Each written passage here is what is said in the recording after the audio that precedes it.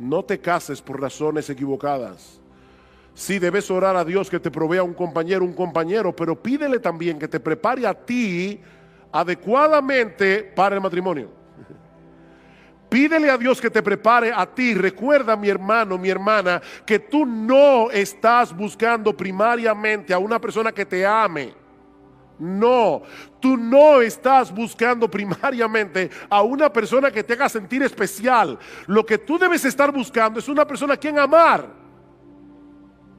como Cristo te amó a ti. ¿Qué debe hacer una soltera? Una soltera debe orar, que el Señor le provea de un hombre piadoso. Debe prepararse ella misma para ser la ayuda idónea de ese hombre piadoso si Dios se lo provee. Pero, y este es mi tercer consejo a todos los solteros, recuerda que tu identidad no es definida por tu estado civil. Procura casarte, aprovecha la soltería. En lo que Dios te provee, un esposo, una esposa, si Dios quiere hacerlo, aprovecha tu soltería. Hay cosas que tú vas a poder hacer ahora que después no la vas a poder hacer. No la vas a poder hacer. Aprovecha tu soltería. Y no solo para ti, aprovecha tu soltería para servir a otros. Ponte a disposición de los hermanos. Tal vez hay hermanos casados que están locos por un día poder salir solos en una cita romántica y no tiene quien le cuide a los niños. Mi hermano, mi hermana, aquí estoy yo, puedes usarme a mí, yo estoy aquí para servirte. Aprovecha tu soltería para desarrollar cosas tú misma, para servir a otros, para servir en ministerios en la iglesia. Es increíble lo que se puede hacer cuando uno está soltero, que después no puede hacer casado. No puede hacer. Entonces, aprovecha tu soltería. Eso quiere decir, queridos solteros, si vemos, ¿verdad?, a Dios tratando con Adán para luego darle a Eva, que el hombre soltero debe ser industrioso. El hombre soltero debe ser industrioso. Y debe tener la ambición santa de prosperar en su vocación. Mis queridos jóvenes solteros, la industriosidad del hombre dirigida piadosamente promueve la gloria de Dios en la tierra. Eso es lo que vimos en Colosenses capítulo 3, que no lo voy a citar otra vez. Así que el soltero cristiano debe huir de la pereza. Eso es uno de las grandes desgracias que puede tener un hombre. El soltero cristiano debe cultivar la disciplina personal que le va a permitir desarrollarse en su vocación. El soltero cristiano debe perseverar, debe desarrollar perseverancia para permanecer en una labor hasta que el trabajo sea hecho y sea hecho bien. El soltero cristiano debe cultivar la diligencia. El soltero cristiano no debe conformarse con la mediocridad. De hecho, en la segunda carta a los tesalonicenses, el apóstol Pablo dice claramente que a una persona en la iglesia que no quiere trabajar, que tampoco coma. Una cosa es que tú hayas perdido tu trabajo y diligentemente estés buscando un trabajo, pero lo que estaba pasando en Tesalónica es que algunos cristianos eran tan espirituales, como vimos en la primera conferencia, que ellos decían, ya Cristo viene, ¿para qué perder el tiempo haciendo un trabajo secular? Y Pablo dice, bien, no hay problema, pero tampoco coman. Porque Dios estableció que el sostén propio y el de tu familia se obtenga a través de un trabajo. A través de un trabajo. Dios te ha asignado una responsabilidad, la administración de una vocación de la que depende tu sostén y el sostén de la familia, si a Dios le place darte una familia. Y si tú eres mediocre, tú no vas a poder hacer eso adecuadamente. En 1 Timoteo capítulo 5 versículo 8, el Señor dice que el que no provee para los suyos y mayormente para los de su casa es peor que un incrédulo y ha negado la fe. Wow, esas son palabras duras. Un hombre que no puede proveer para su familia, vuelvo y repito, no porque tenga una enfermedad, no porque no consiga trabajo, sino porque sencillamente no quiere trabajar. O porque el individuo es un trabajador mediocre y lo despiden de todos los trabajos. Nadie lo quiere en el trabajo. Hablando con un joven el otro día le decía, mira, tú necesitas hacerte indispensable en tu trabajo. O sea, trabaja de tal manera que el jefe no quiera salir de ti porque estamos recortando personal. Bueno, trabaja de tal manera que cuando el jefe piense a quién van a votar, que tú no seas el primero de la lista. Que él no quiera salir de ti. Así que, hermano, por el bien del reino de Dios, por la gloria de Dios aquí en la tierra y por el bien de tu familia, no debes ser un mediocre. Así que no toda preocupación que manifieste una joven por el futuro de su pretendiente puede ser tomado como una señal de materialismo. O sea, cuando una joven te pregunta, estás pretendiendo una joven, dice, ¿y en qué tú trabajas? ¿Y cómo te ven en tu trabajo? Eso no es materialismo, eso es sensatez. ¿Ustedes recuerdan cuando Abraham envió a su siervo a buscarle esposa a Isaac? Lo primero que el siervo de Abraham le dijo al padre de Rebeca fue: mi amo tiene ganados, tiene riquezas, tiene muchas cosas, y todo eso se lo ha dado a su hijo Isaac, que ahora está pretendiendo a la hija tuya. En otras palabras, él tiene con qué. Eso es lo que le está diciendo. Así que eso no es materialismo, eso es sensatez. Jóvenes que están aquí, antes de decirle sí a un hombre, asegúrense, no de que él sea rico. No, yo no estoy diciendo eso. No de que él la va a poner a vivir como una reina, tampoco estoy diciendo eso. Asegúrate de que el individuo sea responsable, que el individuo sea industrioso, que sea trabajador, que no se pase horas jugando videojuegos. No te cases con un hombre así. No te cases con un hombre así. La mujer depende del hombre en muchos sentidos y por lo tanto, antes de dar el sí, tú debes estar segura de que ese individuo realmente puede ser un líder en tu vida. Pero Dios también le dio al hombre no solamente la responsabilidad de administrar un trabajo, sino también la responsabilidad de administrar sus palabras. Y yo sé que esto puede sonar un tanto extraño. Nosotros estamos tan acostumbrados al hecho de que somos capaces de hablar, que fácilmente podemos dar por sentado ese don maravilloso que Dios le ha dado al ser humano. Esa capacidad que tenemos de comunicarnos por medio de palabras es una consecuencia de haber sido hechos a imagen de Dios. Nuestro Dios habla, Él se comunica, Él da a conocer sus pensamientos. Él ha dado al hombre esa misma capacidad, aunque existe una diferencia abismal entre las palabras de Dios y nuestras palabras. Cuando Dios habla, cosas ocurren. Cuando yo hablo, nada pasa. Pero yo puedo dar a conocer lo que yo quiero a través de mis palabras. Dios dice, sea la luz, y viene la luz. Yo digo, sea la luz, y bueno, a menos que enciendan la luz, no va a pasar absolutamente nada. Hay una diferencia entre las palabras de Dios y nuestras palabras, pero Dios le ha dado al hombre esa misma capacidad de poder hablar. El hombre fue creado a imagen de Dios. Fue hecho con la capacidad de comunicarse a través de palabras y de entender palabras. El hombre no aprendió a comunicarse o a pensar a través de un largo proceso evolutivo. Dios lo hizo así desde el principio. Y esa capacidad no solo implica un gran privilegio, sino también una gran responsabilidad. Una gran responsabilidad. En Génesis 2, nosotros encontramos a Adán, todavía soltero. Recuerden, Eva no aparece todavía en el panorama. Y sin embargo, Dios le dice a Adán que haga la primera labor de taxonomía que se hizo a través de la historia.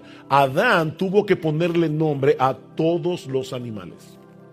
Y Adán comenzó a través de ponerle nombre, de Génesis capítulo 2, versículo 19, al ponerle nombre a todos los animales, Adán estaba definiendo, estaba dando significado a cada uno de esos animales por medio de sus palabras.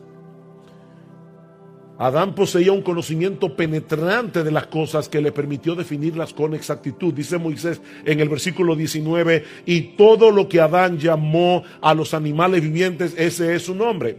Su trabajo fue hecho con precisión, fue hecho con exactitud por la capacidad que Adán tenía antes de la caída. Y lo mismo vemos en Génesis 2:23. Dice que cuando Dios sacó de la costilla de Adán a la mujer y la trae al hombre, dijo entonces Adán, y esto debemos leerlo, ¿verdad?, con imaginación. Adán estaba viendo a los animales, el chivo con la chiva, el gato con la gata, el perro con la perra. Todo el mundo tiene su contraparte menos él. Así que cuando de repente Dios saca de Adán una costilla y se la trae a Adán y él ve a Eva, lo primero que él dijo fue ¡wow! Bueno, eso no está en el texto, pero ahí es la parte de la imaginación. Esto es ahora hueso de mis huesos y carne de mi carne. Esta será llamada varona porque del varón fue tomada. Y en el original hebreo este texto está estructurado como si fuera un poema. Adán, cuando abrió su boca para hablar de Eva, lo primero que hizo fue una poesía. Una poesía, le encantó lo que vio. Él estaba realmente fascinado cuando él vio a Eva, pero lo interesante es que Adán le pone nombre también. Ella será llamada varona, ella será llamada Isha en hebreo, porque del Ish o del varón fue tomada. Y noten, queridas jóvenes, que lo primero que hace Eva cuando viene a la existencia no es comenzar a cuestionar los nombres que Adán puso a las cosas. Lo primero que hace Eva es aceptarlo, y eso es importante también. Y luego nosotros vemos que después de la caída, Adán hace exactamente lo mismo. Dice, llamó a Adán el nombre de su mujer Eva, cuando Dios dice, tú vas a ser la madre de todos los vivientes, a pesar de la maldición de la caída. Ella pudo haberse llamado la madre de todos los murientes. Sin embargo, dice, no, le puso Eva, la madre de todos los vivientes, por cuanto ella era madre de todos los que viven. Dice, será llamada Eva. Pero el punto es que otra vez Adán toma la iniciativa y le pone nombre a su mujer. Así que, hermanos, Dios le dio a Adán la responsabilidad de hacer un uso adecuado de sus palabras para definir las cosas, pero no solo eso. Esa responsabilidad incluía también la administración de la revelación de Dios. De la revelación de Dios. En Génesis 2:15, Eva todavía no estaba formada. Y dice Moisés, tomó pues Jehová Dios al hombre y lo puso en el huerto del Edén para que lo labrara y lo guardase. Y mandó Jehová Dios al hombre diciendo, de todo árbol del huerto podrás comer, mas del árbol de la ciencia del bien y del mal no comerás, porque el día que de él comieres ciertamente morirás. Eva no estaba ahí. Sin embargo, en Génesis 3, Satanás tienta a Eva y Eva le dice, yo no puedo comer de ese árbol porque Dios dijo. ¿Qué pasó ahí?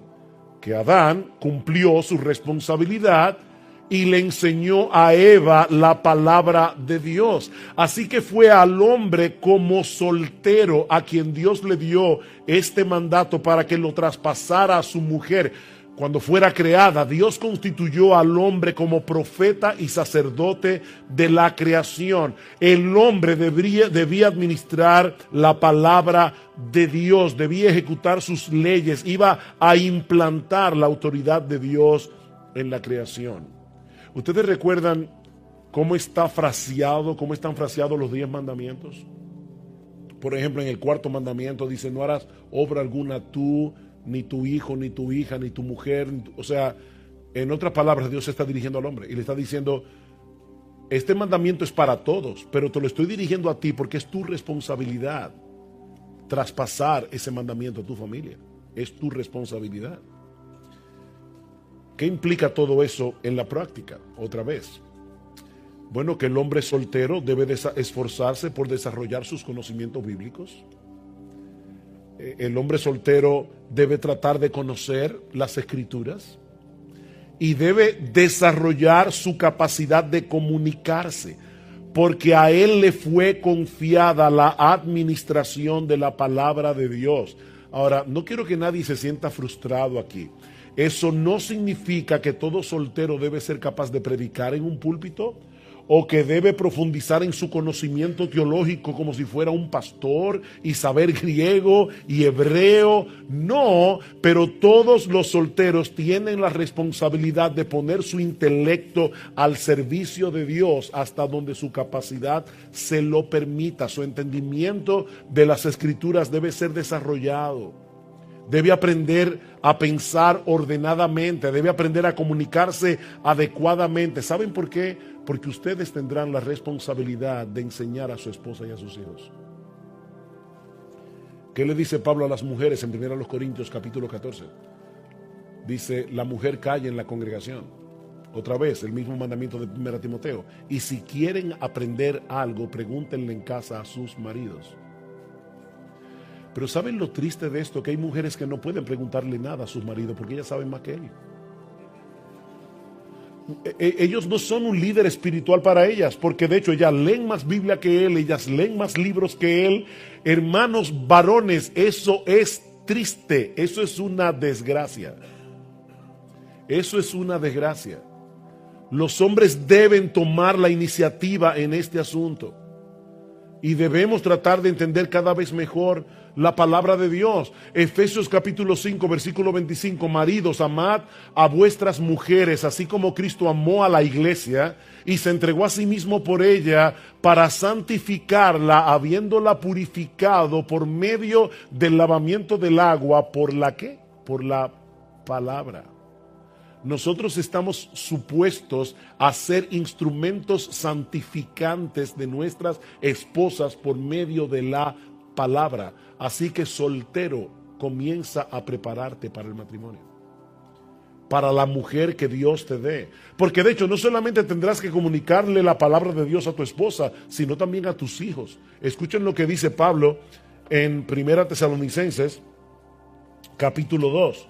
Primera Tesalonicenses capítulo 2 dice, vosotros sois testigos, versículo 10, vosotros sois testigos y Dios también, de cuán santa, justa e irreprensiblemente nos comportamos con vosotros los creyentes, así como también sabéis de qué modo, como el Padre a sus hijos, exhortábamos y consolábamos a cada uno de vosotros. Este no era un padre ausente, este es un padre que está allí con sus hijos, tratando las cosas que a sus hijos les inquietan. Hermanos, es terrible, es triste ver la cantidad de hogares donde el esposo no pinta nada con respecto a los hijos.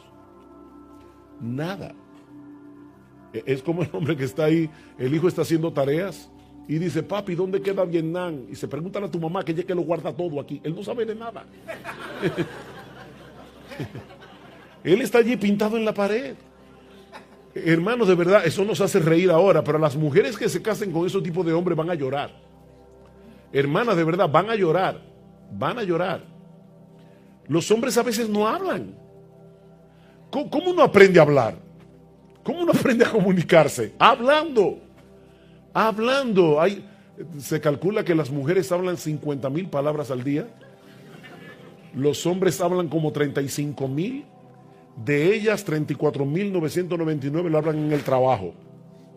Así que cuando ellos llegan a casa, la mujer ha hablado como 5,000 más o menos en el día. La está esperando a él con 45,000 para hablar. Los hombres deben hablar, deben sentarse a hablar con sus mujeres. Ellas quieren que tú te sientes a hablar con ellos. Una vez hablé con un hermano de nuestra iglesia, la esposa vino donde mí y me dijo, pastor, yo estoy desesperada. Mi esposo es un buen hombre, pero no habla. No habla. Yo llamé al marido, le dije, mira mi hermano, de verdad, con todo amor, quiero decirte esto, tu esposa quiere que tú converses con ella, quiere que tú te comuniques con ella. Ahora te voy a dar un truco. Este hermano estaba trabajando como a 1 hora de la capital en un trabajo en el interior. Yo le dije, cuando tú sales de tu trabajo todos los días, tienes 1 hora para pensar qué tú le vas a decir a tu mujer cuando llegues a tu casa. Porque la verdad es que a un hombre que no le salen las palabras naturalmente, cuando esté delante de la mujer no le va a salir nada. Tiene que pensarlo de antemano. Yo sé que eso suena como muy mecánico, muy frío, pero es mejor que no hablar. piensa de antemano, le voy a contar esto, le voy a contar esto, le voy a contar esto, y le voy a abrir mi corazón diciéndole esto, esto y lo otro, porque la buena comunicación no es solamente hablar. Hay gente que habla mucho y comunica poco. La buena comunicación es otra cosa. Alguien decía que la buena comunicación tiene 5 niveles. El primer nivel es el más simple de todos, es cuando tú te encuentras con una persona y le dices, ¿y qué? Aquí están hablando, no dicen nada, es bien superficial. De hecho, la gente a veces te le dice, ¿y cómo tú estás? Y que no se te ocurra decir, ay, qué bueno que me preguntaste, déjame contarte, porque él no quiere saber cómo tú estás. Eso es simplemente una frase de introducción para no decir nada. Ese es el nivel más elemental. El otro nivel es el que yo le llamo el noticiero. Hay personas que se reúnen a darse noticias. Y hay esposos que se comunican a ese nivel. Ellos comparten noticias. ¿Cómo te fue hoy? Me encontré con un cliente. ¿Y qué pasó? No cogió no pude resolver nada con él. Una noticia. Ella le dice, bueno, yo también iba a hacer algo en la casa, pero no pude porque el carro se dañó y no pude llevar a los niños a la escuela. Otra noticia. Pero eso tampoco es comunicación, eso es un noticiero. El otro nivel de comunicación es el que yo llamo entrar por la puerta de atrás, y eso lo usan sobre todo las mujeres. Las mujeres son las que más usan ese tipo de comunicación, que es cuando una mujer quiere, por ejemplo, que su esposo le compre un mueble nuevo. Y le dice, wow, mi amor, si tú vieras el mueble que fulano le compró a su esposa. Y a un precio increíble, a 12 cuotas. Pero lo que ella quiere decirle es, yo quiero que me compres un mueble nuevo para la sala. El cuarto nivel es el más peligroso porque parece el mejor, pero todavía no ha llegado a donde debe llegar. Es cuando una mujer le puede decir a su marido, mi amor, yo quiero que vayamos ahorrando porque de verdad quiero cambiar los muebles de la sala. Ella no está entrando por la puerta de atrás, le está diciendo directamente lo que ella quiere. Ahora, ¿qué les parece si esta mujer le dijera a su esposo, mi amor, yo quiero que hagamos un esfuerzo y cambiemos los muebles de la sala? Porque el otro día cuando mi mamá vino a visitarnos, yo me sentía avergonzada cuando ella se sentó en ese mueble y casi llega al piso. ¿Cuál es la diferencia? Que ella ya no está simplemente comunicando un deseo, ella está abriendo su corazón. Y es lo mismo cuando un hombre llega y le dice a su esposa, oye, ¿te acuerdas que te había pedido que orara por esa cuenta de este cliente que era tan importante? Perdimos esa cuenta y yo me siento horriblemente mal porque yo no fui todo lo diligente que yo pude haber sido para conseguir ese cliente. Eso es abrir el corazón. Hombres, aprendan a abrir sus corazones, aprendan a hablar, porque Dios cuando creó a Adán y lo puso en el huerto del Edén, lo mandó que hablara y le dio una responsabilidad, la responsabilidad de administrar palabras. En tercer lugar, Dios le encargó a Adán la responsabilidad del gobierno de su hogar. Dios le encargó a Adán la responsabilidad del gobierno de su hogar. El gobierno doméstico ha sido puesto sobre los hombros de los hombres. La responsabilidad del hombre es ser cabeza de la familia. Como soltero, Adán fue preparado por Dios para ejercer ese liderazgo en la creación y en el hogar. Tan pronto la mujer fue creada, como vimos, es el hombre que la define. Es el hombre quien la nombra, aún después de la caída. Y de hecho, cuando Adán y Eva pecaron, ¿a quién fue el primero que Dios llamó a cuentas? Fue Adán. Porque independientemente de que el diablo tentara a Eva, el responsable de esa caída fue Adán. En la Biblia de las Américas se ve más claro que en la Biblia de Reina Valera. Pero dice que cuando Eva tomó del fruto, Adán estaba al lado de ella. Adán debió haber ejercido su autoridad en ese momento y no lo hizo. De hecho, mi esposa y yo tuvimos la oportunidad de ir a Roma hace poco y fuimos a la Capilla Sixtina. Yo nunca me había dado cuenta de ese detalle, a pesar de que había visto los frescos de la Capilla Sixtina en libros, pero cuando Miguel Ángel pinta la caída, se ve a Eva tomando del fruto y a Adán bajando la rama. Búsquenlo en internet. Él fue responsable. A mí me sorprendió de verdad cómo Miguel Ángel pudo captar ese detalle en las escrituras, pero los dos fueron responsables de la caída. Sin embargo, Dios llama a Adán a pedirle cuentas. Y de hecho, lo primero que le dice es: por cuanto oíste la voz de tu mujer. Tú no debiste haber hecho eso. Tú debiste haber ejercido tu liderazgo. Así que, hermanas, no fue después de la caída, por causa del pecado, que el hombre fue constituido como cabeza de la mujer.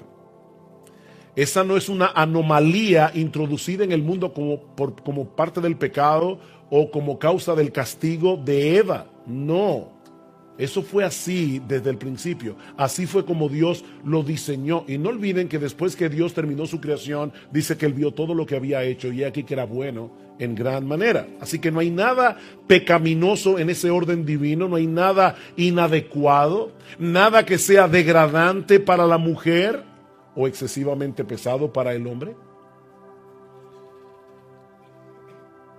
Ahora, debo hacer una aclaración aquí.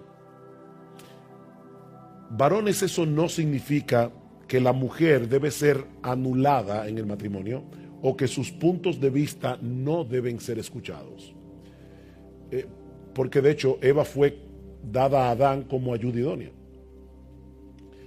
Algunos varones parecen sentirse amenazados cuando una mujer da su opinión, como si el mero hecho de expresar lo que piensan fuera un ataque directo contra su autoridad o o una falta de sumisión. Pero eso no es así.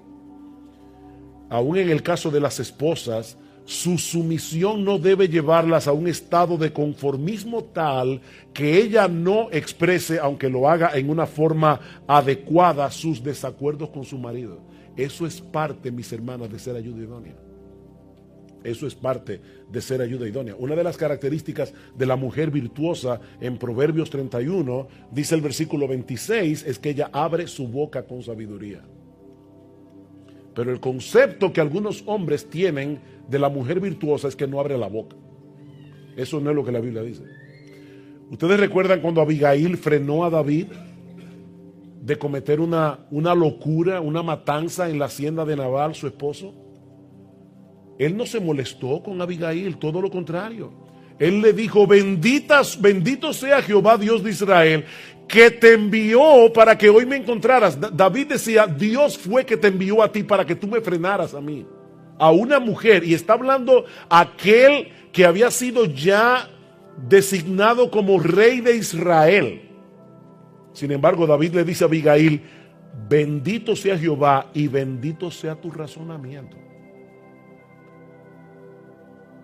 Un hombre que se siente amenazado por la opinión de una mujer probablemente está evidenciando que posee un liderazgo débil que puede tambalearse fácilmente. Es un hombre inseguro. Así que, jóvenes, solteros, lo primero que hizo Dios con Adán fue prepararlo para el matrimonio. Le dio un trabajo, le dio palabras que él tenía que administrar y lo colocó como cabeza del hogar. Pero nosotros vemos en Génesis capítulo 2 que Dios le proveyó a Adán una ayuda idónea para que lo complementara en la labor que se le había encomendado.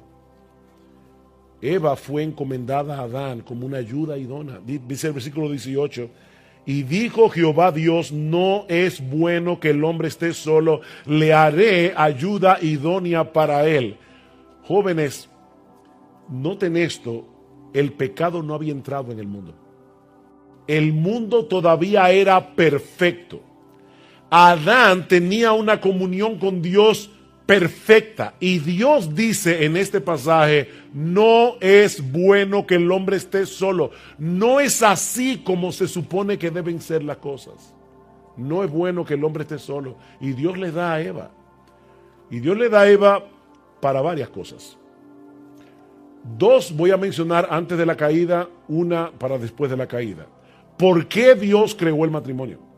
Bueno, en primer lugar, Dios creó el matrimonio para que el hombre no estuviera solo, punto. Dios creó el matrimonio porque nosotros necesitamos esa compañía. Hay algo que ocurre cuando un hombre y una mujer pueden abrirse el corazón mutuamente, cuando pueden ser transparentes el uno con el otro. Yo no sé qué es lo que tiene eso, pero yo sé que cuando yo me siento mal, aún físicamente, y puedo decírselo a mi esposa, ella no me va a curar porque yo se lo diga.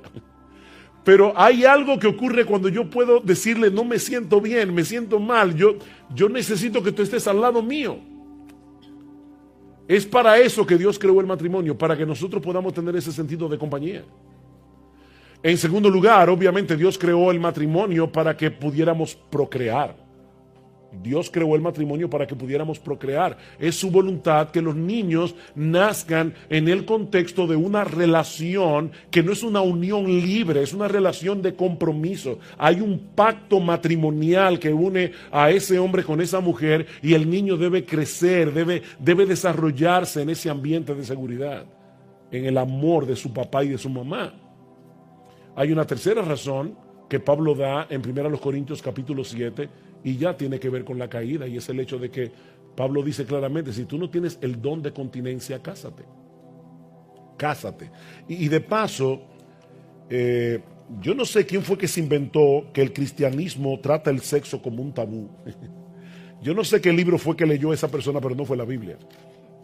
Porque la Biblia habla de ese tema muy claramente, muy claramente. Yo no veo ningún tabú en la Biblia con respecto a ese punto.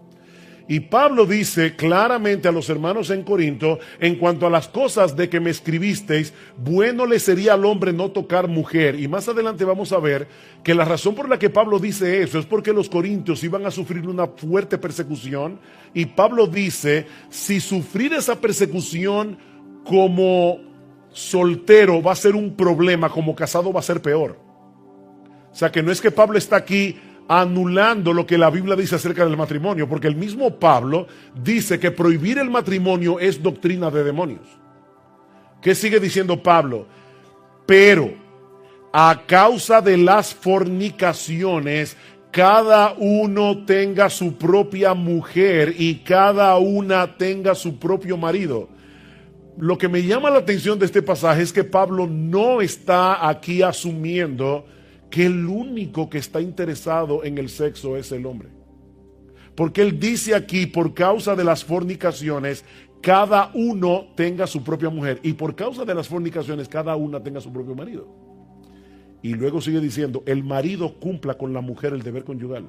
El marido, Pablo trata primero al marido, cumpla con la mujer el deber conyugal. No es la pobre que se está escondiendo debajo de la cama, no. Y así mismo la mujer con el marido. La mujer no tiene potestad sobre su propio cuerpo sino el marido, ni tampoco tiene el marido potestad sobre su propio cuerpo sino la mujer. No os neguéis el uno al otro, a no ser por algún tiempo de mutuo consentimiento, para ocuparos sosegadamente en la oración, y volved a juntaros en uno, para que no os tiente Satanás a causa de vuestra incontinencia. Mas esto digo por vía de concesión, no por mandamiento. Digo pues a los solteros y a las viudas, que bueno les fuera quedarse como yo, pero si no tienen don de continencia, cásense. Pues mejor es casarse que estarse quemando. O sea, la opción que Pablo da es muy simple: abstinencia o matrimonio. No hay un punto medio. Es abstinencia o matrimonio. Ahora, el punto donde quiero llegar aquí es que Dios creó a Eva para darle ese deleite a Adán. Y después de la caída, para hacer una protección para Adán. Eso es lo que Pablo está diciendo aquí. Para que no os tiente Satanás. Es una protección para los solteros. Así que Dios creó a Eva para que juntos pudieran formar esa unión que iba a ser beneficiosa y deleitosa para los dos. En tercer lugar,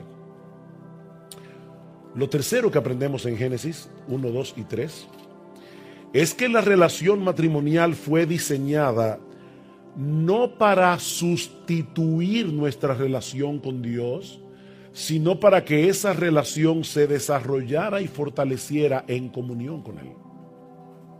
Y este punto es muy importante. El matrimonio no fue diseñado para sustituir nuestra relación con Dios, sino para que el hombre y la mujer pudieran desarrollar esa relación en comunión con Dios. ¿Qué pasó con el matrimonio de Adán y Eva cuando ambos perdieron su comunión con Dios? Cuando la relación con Dios se deterioró, ¿qué sucedió? Génesis capítulo 3, versículo 8. Y oyeron la voz de Jehová Dios que se paseaba en el huerto al aire del día, y el hombre y la mujer se escondieron de la presencia de Jehová Dios entre los árboles del huerto. Mas Jehová Dios llamó al hombre y le dijo: ¿dónde estás tú? Y él respondió: oí tu voz en el huerto y tuve miedo, porque estaba desnudo y me escondí. Y dijo Dios: ¿quién te enseñó que estabas desnudo? ¿Has comido del árbol del que yo te mandé no comieses? Y el hombre respondió: la mujer que me diste por compañera me dio del árbol y yo comí. ¿Cómo le había llamado Adán a Eva cuando la vio por primera vez? Esto es ahora hueso de mis huesos y carne de mi carne. Esta será llamada varona porque del varón fue tomada. Pero tan pronto entra el pecado, dice la mujer. Inmediatamente hubo una separación emocional entre Adán y Eva. Ya Adán no la veía como hueso de sus huesos y carne de su carne. La comenzó a ver como un problema. La mujer que tú me diste por compañera, yo estaba muy bien en el huerto. Yo no sé para qué tú me diste esa bendita mujer. Fuiste tú el que me la diste. Yo no te la pedí. Ahora resulta que Eva era la culpable de la caída. Mis hermanos, esto es lo que pasa cuando una pareja de matrimonio comienza a descuidar su relación con Dios. Tarde o temprano la relación entre ellos va a sufrir, porque nosotros somos egoístas y somos orgullosos por naturaleza. Y lo único que puede ayudarnos a subyugar ese orgullo y ese egoísmo en el matrimonio es una relación piadosa con Dios. Es lo único. Mientras la relación con el Señor esté bien, la relación con tu esposa va a estar bien. Pero cuando esa relación se deteriore, créeme, todas tus relaciones se van a deteriorar. Y sobre todo con la familia. De hecho,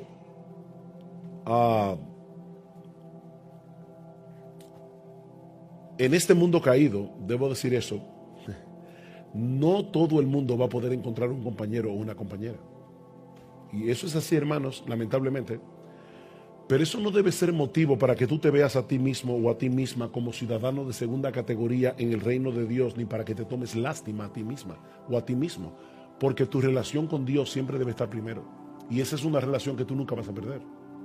Entonces, hay personas que le van a orar al Señor. Señor, ayúdame a casarme, provéeme un compañero, provéeme una compañera. ¿Y qué pasa si eso no sucede?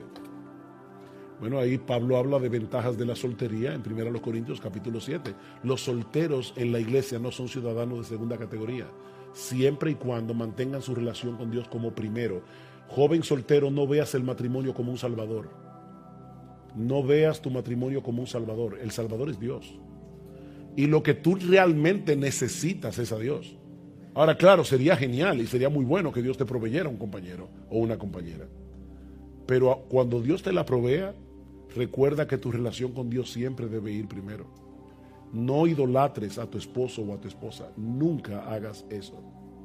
Nunca hagas eso. Una de las cosas que Gloria y yo orábamos por nuestras hijas cuando ellas eran solteras, las dos ahora están casadas, pero nosotros le orábamos al Señor expresamente: Señor, dale a nuestras hijas hombres que te amen a ti más que a ellas.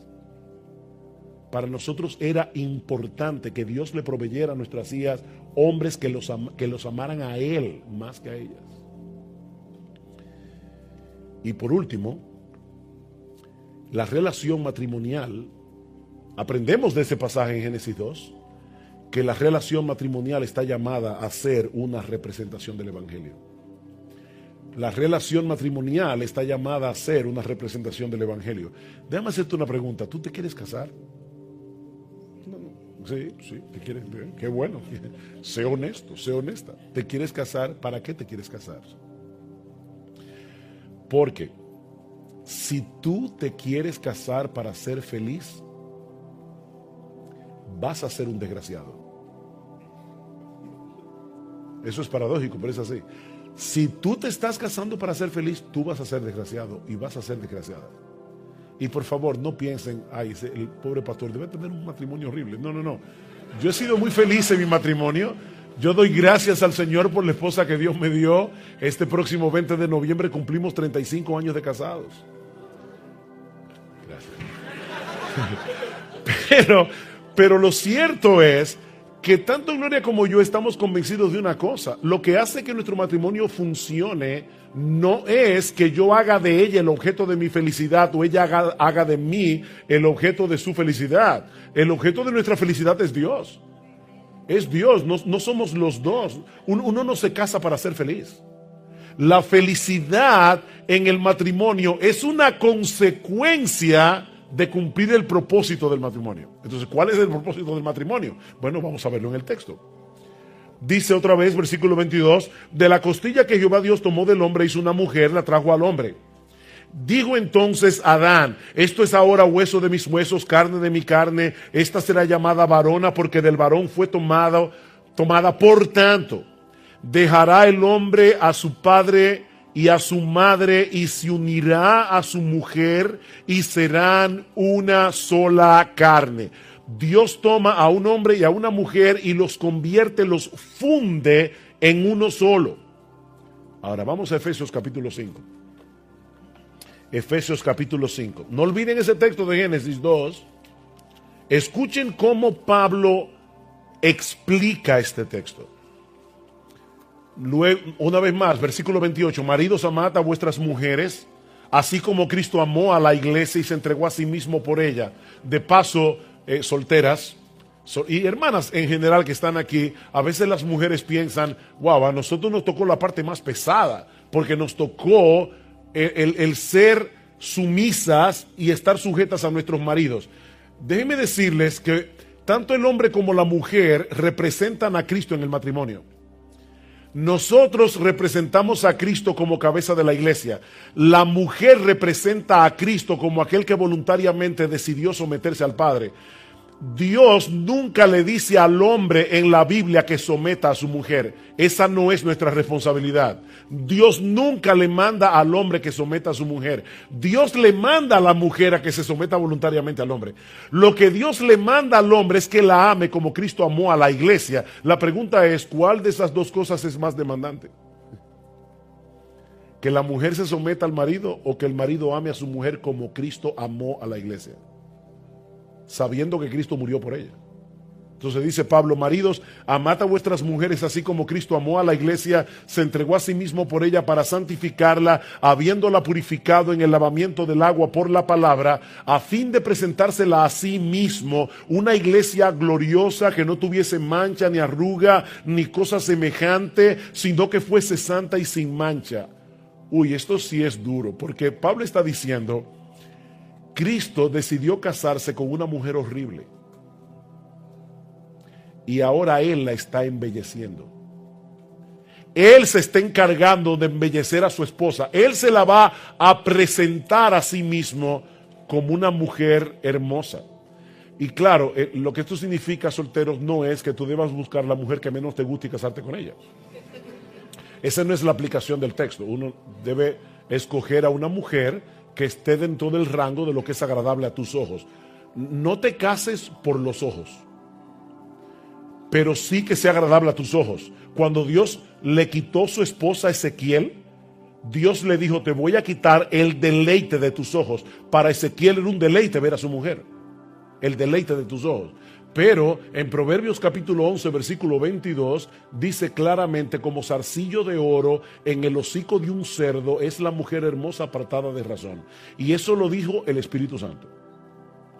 Así que si te casas con la mujer por el zarcillo, créeme, ella va a envejecer, se va a arrugar por más cremas que use.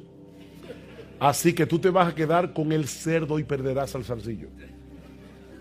Así que no te cases por esa razón, no te cases comiendo por los ojos, pero que sea agradable a tus ojos. Nadie se puede levantar por la mañana y hacer un sunto todos los días. Debe ser alguien que te guste. Para los gustos se hicieron los colores, Dios le da diferente. Gracias al Señor, ¿verdad? Porque si no, algunos de nosotros estaríamos fritos. Pero Dios hizo gustos diferentes para que podamos alegrarnos el uno con el otro. Ahora, ¿qué dice Pablo? Dice así también. Los maridos deben amar a sus mujeres como a sus mismos cuerpos. Eso no significa Eso no significa que el marido debe amar a su mujer como ama su cuerpo. No, ese como allí es comparativo. Lo que Pablo está diciendo es, no es comparativo, es explicativo, es un como explicativo. Pablo está diciendo, así también los maridos deben amar a sus mujeres porque ellas son su cuerpo. Ellas son su cuerpo. Como ellas son su cuerpo y nadie aborreció jamás a su propia carne, dice, el que ama a su mujer a sí mismo se ama, porque nadie aborreció jamás a su propia carne, sino que la sustenta y la cuida, como también Cristo a la iglesia, porque somos miembros de sus cuerpos, de su cuerpo, de su carne y de sus huesos. Por esto dejará el hombre a su padre y a su madre y se unirá a su mujer y los dos serán una sola carne. ¿Qué texto es ese? Génesis 2:24. Grande es este misterio, mas yo digo esto respecto de Cristo y de la iglesia. Pablo viene explicando todo eso de la unión del hombre con la mujer para llevarnos a este punto. Dios sabía de antemano que iba a haber una caída. Dios sabía de antemano que Él iba a enviar un redentor y que iba a haber una iglesia que iba a ser una con su Salvador. Y ahora Pablo está diciendo en Efesios capítulo 5, Dios diseñó el matrimonio para que el hombre y la mujer intencionalmente representen en su relación la relación de Cristo con la iglesia. El matrimonio está supuesto a ser una parábola viviente del evangelio. Jóvenes, cuando ustedes se casen, se van a casar con una pecadora, por más cristiana que sea. Y solteras, cuando ustedes se casen, si el Señor les concede casarse, se van a casar con un pecador. Y van a tener que aplicarse el mensaje del evangelio el uno al otro constantemente, porque por más que se amen, van a haber malos entendidos. Por más que se amen, va a haber momentos donde uno va a herir al otro, donde uno va a pecar contra el otro. Y es en esos momentos cuando nosotros podemos representar libremente el evangelio a través del perdón, a través de la misericordia, a través de la compasión. Es para eso que existe el matrimonio. Ese es el propósito del matrimonio. Así que, jóvenes, ustedes se quieren casar, una de las cosas que deben hacer es apreciar el evangelio de Cristo, porque eso es lo que ustedes van a representar cuando se casen. Es para eso que se están casando primariamente. Si hacen eso, van a ser felices en su relación, pero no se casen para ser felices. No se casen para ser felices. Tu esposa o tu esposo no te puede dar lo que solo Cristo puede dar. Nadie puede satisfacer como solo Cristo puede satisfacer. Nadie en el mundo. Solo Cristo. 3 consejos finales. A la luz de lo que hemos visto hoy, en primer lugar, recuerda que tu identidad no es definida por tu estado civil, sino por tu relación con Jesús. ¿Estás soltero y no ves a nadie a la vista? Tú no eres por eso una ciudadana o un ciudadano de segunda categoría en el reino de Dios. Pablo era soltero y Pablo estaba satisfecho en Cristo. Pablo estaba satisfecho en Cristo. Dice Pablo que nosotros estamos unidos a Él, en quien habita la plenitud de la deidad. Así que, joven, recuerda esto: tu identidad no se define por tu estado civil. Mi identidad primaria no es casado, o soltero, o divorciado, o viudo. No, mi identidad primaria es cristiano. Esa es tu identidad primaria, cristiano, cristiana. En segundo lugar, debemos procurar casarnos. Debemos procurar casarnos. Eso es lo que dice Pablo en 1 Corintios capítulo 7. Y eso significa algo para el hombre y significa algo diferente para la mujer. ¿Qué significa esto para el hombre? Busca una esposa. Busca una esposa. No te pongas a orar y no hagas otra cosa que orar, porque te vas a quedar solo. Tú tienes que ser activo buscando una esposa. Una vez llamé a un hermano de nuestra iglesia y estaba un poquito avanzadito de edad, y le dije: mira, mi hermano, ¿tú te quieres casar? Sí, yo necesito casarme. Ok, mira, de verdad, no esperes oír violines y campanas cuando te pase la chica adecuada por al lado. Piensa ahora mismo, así fríamente en la iglesia, el nombre de 5 hermanas que por su edad, porque son agradables a tus ojos, por sus intereses, pudieran ser una opción para ti, y comienza a tratarlas a todas igual, para que nadie se confunda. Y tú vas a ver que vas a descubrir en ese accionar cuál es la escogida. Ahí está con 3 hijos, felizmente casado hace ya como yo no sé cuántos años, pero tiene muchos años de casado. Capítulo 10, versículos 1 al 12. Levantándose de allí, es decir, de la ciudad de Capernaum, Jesús se fue a la región de Judea y al otro lado del Jordán, y se reunieron de nuevo las multitudes junto a él, y una vez más, como acostumbraba, les enseñaba. Y se le acercaron algunos fariseos, y para ponerle a prueba le preguntaban si era lícito a un hombre divorciarse de su mujer. Y ellos respondiendo él les dijo: ¿qué os mandó Moisés? Y ellos dijeron: Moisés permitió al hombre escribir carta de divorcio y repudiarla. Pero Jesús les dijo: por la dureza de vuestro corazón os escribió este mandamiento, pero desde el principio de la creación Dios los hizo varón y hembra. Por tanto, lo que Dios ha unido, ningún hombre lo separe. Y ya en la casa los discípulos volvieron a preguntarle sobre esto, y él les dijo: cualquiera que se divorcie de su mujer y se casa con otra, comete adulterio contra ella, y si ella se divorcia de su marido y se casa con otro, comete adulterio. En el día de hoy estamos retomando nuestra serie expositiva en el Evangelio de Marcos, y providencialmente me toca reiniciar con un pasaje bastante difícil. No porque sea complicado en sí mismo, sino por la carga emocional que conlleva hablar acerca del divorcio. Seguramente todos aquí, de una forma u otra, han sido impactados con un divorcio. Todos aquí. Alguien cercano que ha pasado por la amarga experiencia de un divorcio, un amigo, un familiar. Otros han sido directamente afectados por el divorcio de sus padres o por la destrucción de sus propios matrimonios. Mis hermanos, este es un tema sensible que debe ser expuesto con empatía y con un corazón pastoral.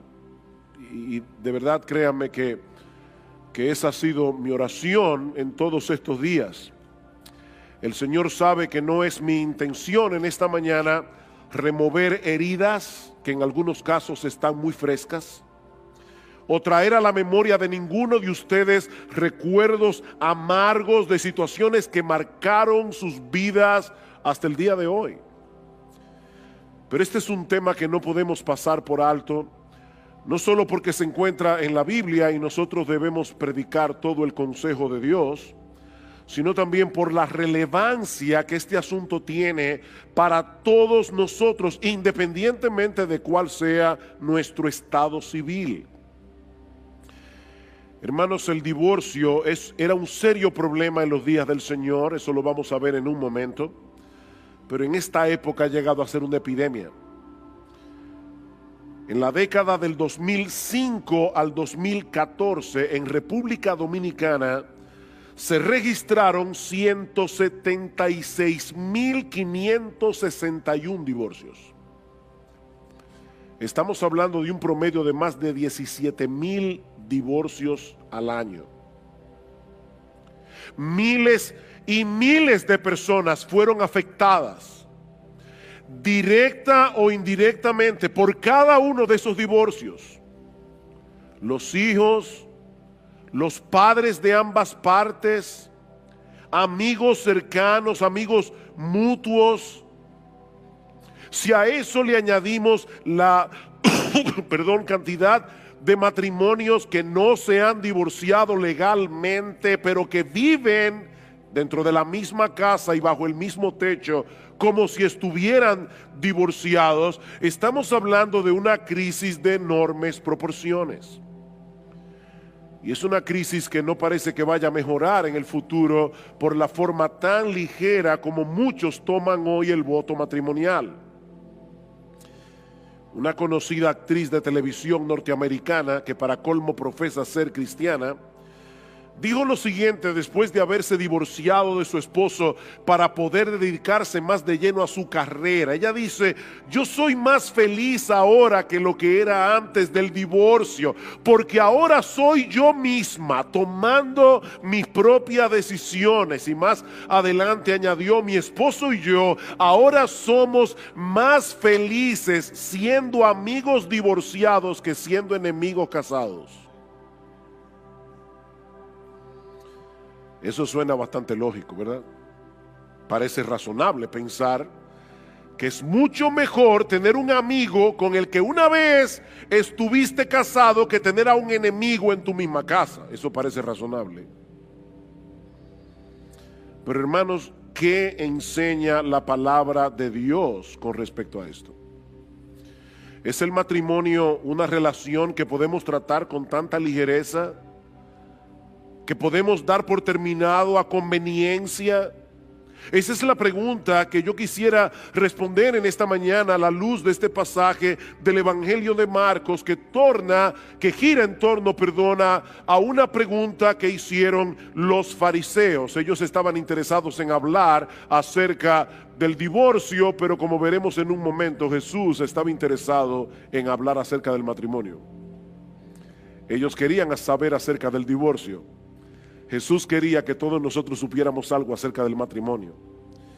Dice en el capítulo 10, versículo 1, una vez más: levantándose de allí, Jesús se fue a la región de Judea y al otro lado del Jordán, y se reunieron de nuevo las multitudes junto a él, y una vez más, como acostumbraba, les enseñaba. En este versículo estamos entrando en el último tramo del ministerio terrenal de nuestro Señor Jesucristo. El Señor ha salido definitivamente de la región de Galilea, al norte de Palestina, y se dirige hacia la región de Judea, al otro lado del Jordán, es decir, hacia una región, un lugar llamado Perea. Ahora, ¿por qué ese dato es importante? Bueno, ese dato es importante porque esa región estaba gobernada por Herodes Antipas. Y si ustedes recuerdan, Herodes Antipas le había quitado la mujer a su hermano Felipe y se había casado con ella, y luego mató a Juan el Bautista porque había denunciado su divorcio ilegítimo. Y era en ese lugar donde se encontraba Jesús cuando los fariseos vinieron con esta pregunta inocente. Una gran multitud se congrega a su alrededor. El Señor comienza a enseñarles la palabra, y entonces aparecen los fariseos y deciden ponerle al Señor una emboscada, preguntándole sobre un tema sumamente controversial y sumamente peligroso en esa región particular de la tierra de Palestina: la legitimidad del divorcio. Versículo 2: y se le acercaron algunos fariseos, y para ponerle a prueba le preguntaban si era lícito a un hombre divorciarse de su mujer. En Mateo 19:3, que es el pasaje paralelo, nosotros encontramos la misma pregunta, pero en términos más concretos: ¿es lícito a un hombre divorciarse de su mujer por cualquier causa? Noten, mis hermanos, y esto es importante, que ellos están presuponiendo que el divorcio está permitido. La pregunta no es si era lícito el divorcio, la pregunta es si era lícito hacerlo por cualquier causa, hacerlo por cualquier motivo. Y el trasfondo de esta pregunta es la correcta interpretación de lo que decía la ley de Moisés en Deuteronomio 24. Los israelitas habían estado inmersos en la cultura egipcia por más de 400 años, donde fueron esclavos, y habían absorbido muchas de sus costumbres paganas, incluyendo una visión muy ligera acerca del matrimonio. Tal parece que el divorcio era muy común entre los israelitas en ese tiempo, pero en vez de prohibir el divorcio, lo que hace el Señor es regularlo, introduciendo una limitante en un caso particular. Yo voy a leerles Deuteronomio 24, no tienen que buscarlo, pero en los versículos 1 al 4, esto es lo que dice la palabra de Dios. Cuando alguno toma una mujer y se casa con ella, si sucede que no le es agradable por haber encontrado algo reprochable en ella, y le escribe certificado de divorcio y lo pone en su mano y la despide de su casa, y ella sale de su casa y llega a ser mujer de otro hombre. De paso, hermanos, Dios no habla por hablar. Si Dios tuvo que regular en ese caso, es porque eso estaba sucediendo muy a menudo. Los hombres estaban divorciándose de sus mujeres por cualquier cosa.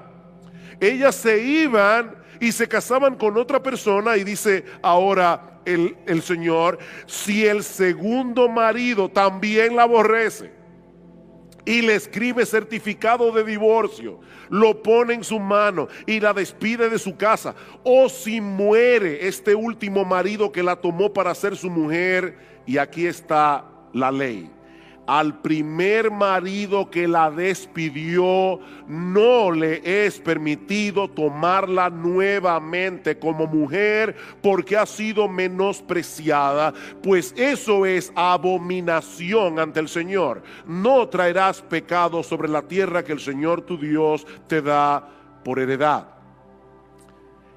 Es a ese pasaje que están aludiendo los fariseos en Marcos capítulo 10. Ahora, este pasaje no promueve el divorcio. De hecho, este pasaje ni siquiera nos da un juicio de valor sobre cómo deberíamos ver el divorcio. Simplemente regula este caso particular. Si una persona se divorciaba de su mujer por haber hallado en ella algo reprochable, y esta mujer se casaba con otro hombre, si se daba el caso de que ese otro hombre también se divorciara o muriera, su primer marido no podía volver a casarse con ella bajo ninguna circunstancia. Y básicamente lo que Dios está diciendo aquí es: la mujer no es un juguete que tú puedes desechar cuando tú quieras y volverla a tomar cuando tú quieras. Piénsalo bien antes de poner en su mano una carta de divorcio. Mis hermanos, la relación matrimonial no es como el contrato de cable. Cuando tú tienes un cable, cable TV en tu casa, tú puedes buscar otra compañía, a tratar, a ver si los canales que tienes son mejores que lo que tú tienes en el otro plan. Y si no te conviene, puedes volver a la otra compañía, de nuevo, a la anterior. Pero Dios está diciendo: no hagas eso con el matrimonio. El matrimonio es un vínculo sagrado. El matrimonio no puede ser tratado con tanta ligereza. Ahora bien, ¿a qué se refiere el texto de Deuteronomio 24 al hablar de algo reprochable o de algo indecente, como dice la Reina Valera del 60?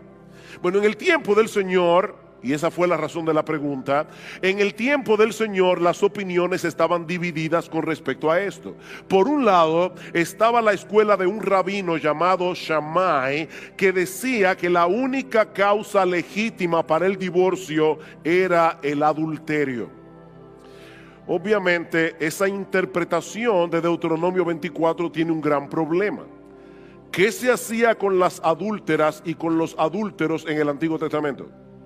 Le aplicaban la pena capital, así que evidentemente era permitido el matrimonio por causa de adulterio, porque al adúltero lo mataban y la persona quedaba viuda, así que no había problemas, no había que regular sobre ese tema.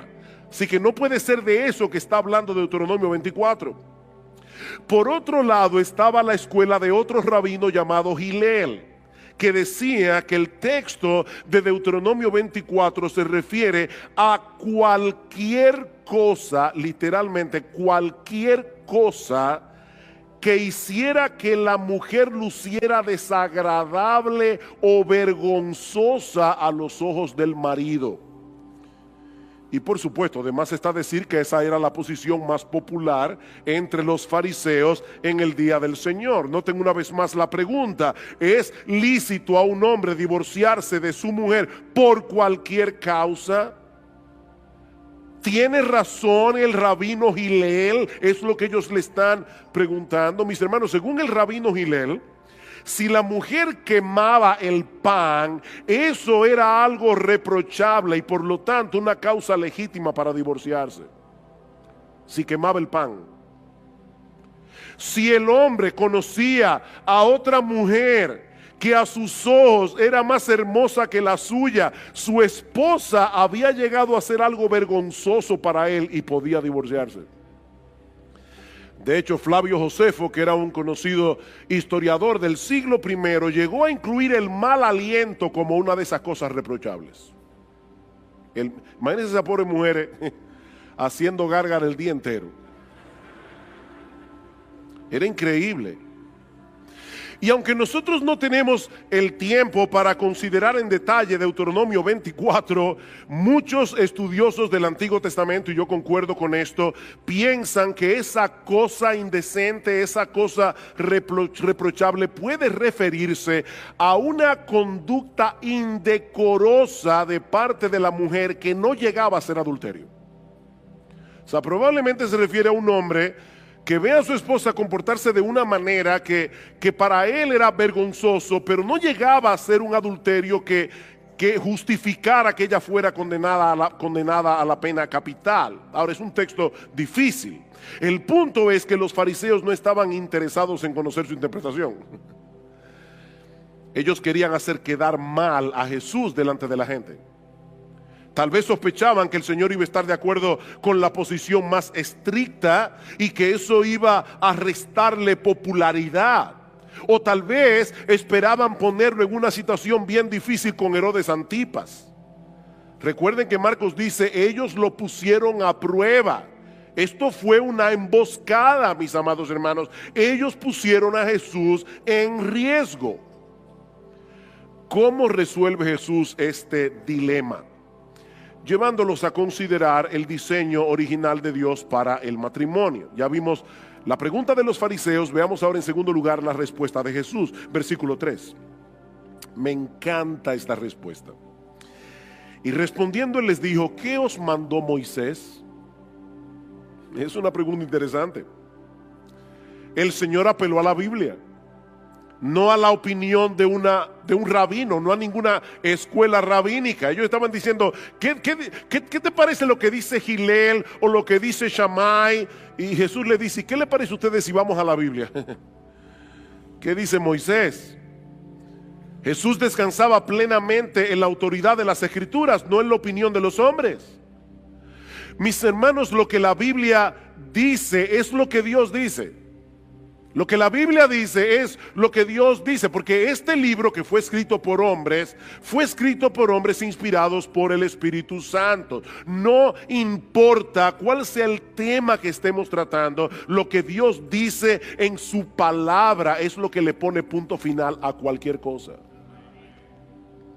No lo que a nosotros nos parece más lógico en una situación particular. Y yo digo esto porque muchas veces cuando estamos hablando acerca de este tema del divorcio y del nuevo matrimonio, nosotros cometemos el error de argumentar a favor de una postura partiendo de un caso particular que apela a nuestra sensibilidad.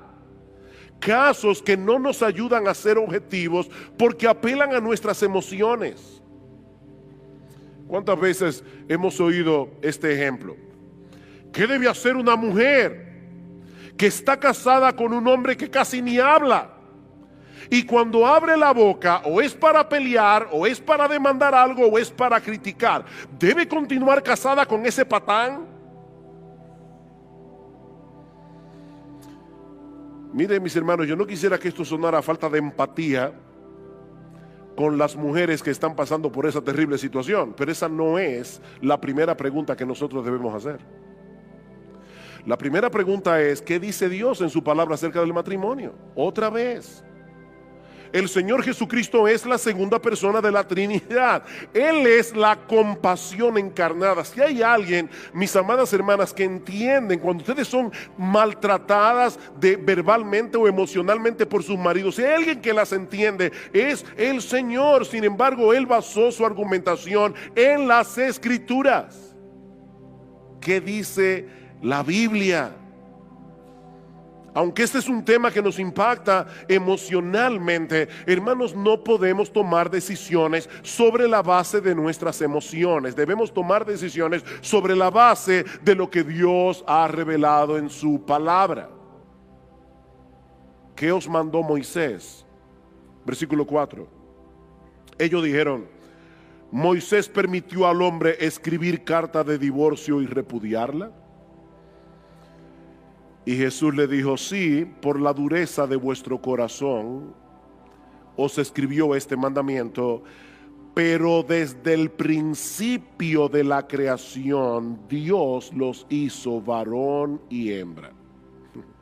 Deténganse allí un momento. Los fariseos tenían una visión tan distorsionada del matrimonio que lo único que parecía importarles eran las disposiciones legales. Mientras el marido cumpliera con poner en la mano de su mujer desechada una carta de repudio tal como estaba estipulado en la ley, todo estaba bien. Pero Jesús quiere hacerles ver que lo que está en juego aquí es mucho más importante que un documento legal. Vuelvan al Génesis, les dice el Señor, para ver cuál fue el diseño original de Dios con respecto al matrimonio. ¿Cómo debía ser el matrimonio antes de la entrada del pecado, antes de que el pecado del hombre dañara las cosas? Porque ese diseño original, y subrayen esto en negrita, ese diseño original sigue siendo la norma para nosotros hoy. Sí, vivimos en un mundo caído, vivimos en un mundo dañado por el pecado, donde muchos matrimonios no son lo que deben ser, pero aún así el matrimonio debe funcionar conforme a su diseño original. Desde el principio de la creación, dice Jesús, Dios nos hizo varón y hembra. ¿Para qué? ¿Para qué nos hizo varón y hembra? Para que nos complementemos el uno al otro. Versículo 7. Por esta razón el hombre dejará a su padre y a su madre, y los dos serán una sola carne. Por consiguiente, ya no son dos, sino una sola carne. A pesar de lo estrecha que puede ser la relación entre padres e hijos, Cristo está diciendo aquí: la relación matrimonial está supuesta a ser mucho más cercana, está supuesta a ser mucho más íntima, porque a través del pacto matrimonial los dos vienen a ser uno. Una sola carne. Eso no sucede con ninguna otra relación terrenal, ni siquiera la relación entre padres e hijos. El hombre y la mujer quedan adheridos el uno al otro, de tal manera que ya no es tu vida, mi vida, es nuestra vida. Los planes de ambos, los anhelos, los problemas, las circunstancias se funden en uno solo. Y de esa manera el matrimonio viene a ser una figura, una parábola viviente, una representación de la relación que Cristo tiene con su iglesia. Eso es lo que dice Pablo en Efesios capítulo 5. Maridos, amad a vuestras mujeres, así como Cristo amó a la iglesia y se entregó a sí mismo por ella para santificarla, habiéndola purificado en el lavamiento del agua por la palabra. Dice: cuando tú te casas con tu mujer, tú eres un cuerpo con ella. Y Pablo dice: grande es este misterio, mas yo digo esto con respecto de Cristo y de la iglesia. Este mega misterio es con respecto a Cristo y la iglesia. Mis hermanos, es por eso que este asunto del matrimonio es tan importante. No solo porque el matrimonio es la relación más fundamental de la sociedad humana, sino porque está llamado a ser una parábola viviente del evangelio. Desde el principio de la creación, Dios diseñó el matrimonio. para que representara otra cosa mucho más sublime que la relación romántica entre un hombre y una mujer. Él nos creó varón y hembra, con nuestras similitudes y con nuestras diferencias. ¿Para qué? Para que fuéramos capaces de unirnos y complementarnos el uno con el otro. Ese es el diseño original de Dios. Esa es la norma que seguirá vigente hasta que nuestro Señor Jesucristo regrese en gloria. Un hombre y una mujer que abandonan padre y madre para unirse y llegar a ser una sola carne. No dos hombres, no dos mujeres, no un trío, ni cualquier otra combinación que los seres humanos en su locura y en su rebeldía contra Dios decidan hacer. Un hombre y una mujer. Y precisamente sobre la base de ese diseño, escuchen ahora la conclusión del Señor, versículo 9. Por lo tanto, lo que Dios ha unido, ningún hombre lo separe.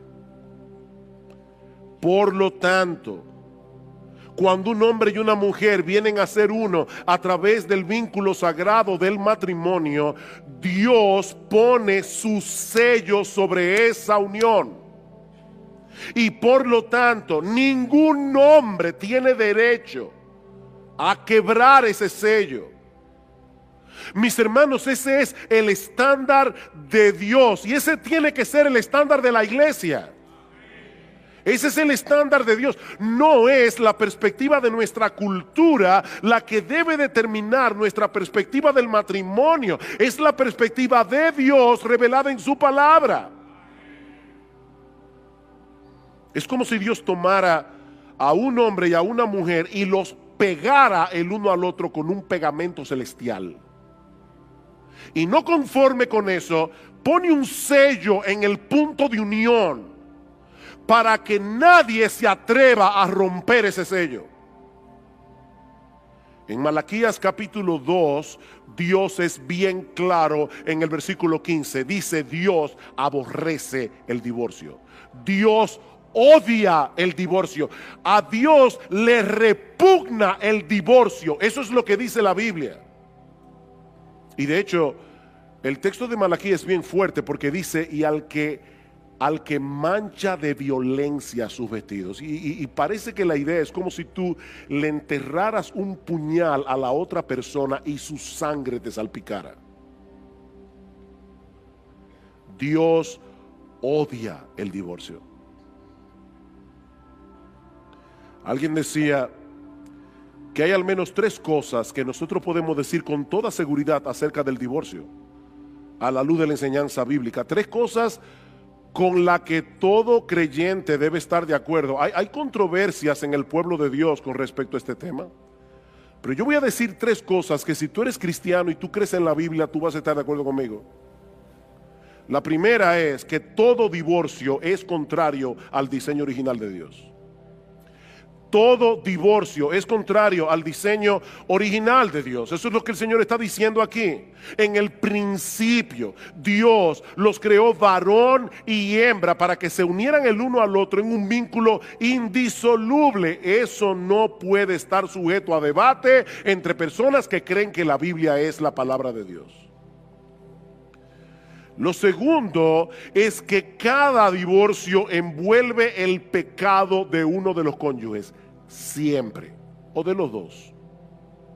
Eso tampoco puede ser debatido. Siempre que ocurre un divorcio hay pecado de por medio. Sea el pecado de uno, sea el pecado de los dos, pero alguien tiene que haber quebrantado la ley de Dios para haber llegado a ese punto de ruptura. Lo tercero es que cada pareja que se divorcia está separando lo que Dios unió. Cada pareja que se divorcia está separando lo que Dios unió. Eso tampoco es debatible. Es por eso, mis hermanos, que resulta imposible tener un divorcio indoloro. Una vez alguien vino a mi oficina, una persona que no es miembro de esta iglesia, pero me dijo: pastor, yo necesito ayuda, me estoy divorciando de mi marido y yo quiero que usted se intervenga, nos ayude para que esto no sea traumático. Yo le dije: mira, yo te quiero mucho, pero yo no puedo hacer eso. Es imposible tener un divorcio que no sea traumático. Ni el mejor consejero del mundo, yo no lo soy, pero ni el mejor consejero del mundo puede ayudarlos para tener un divorcio indoloro. Cuando nosotros pegamos dos pedazos de madera con un pegamento bien potente, no se pueden volver a separar sin que se rompan en algún lado. Eso es imposible.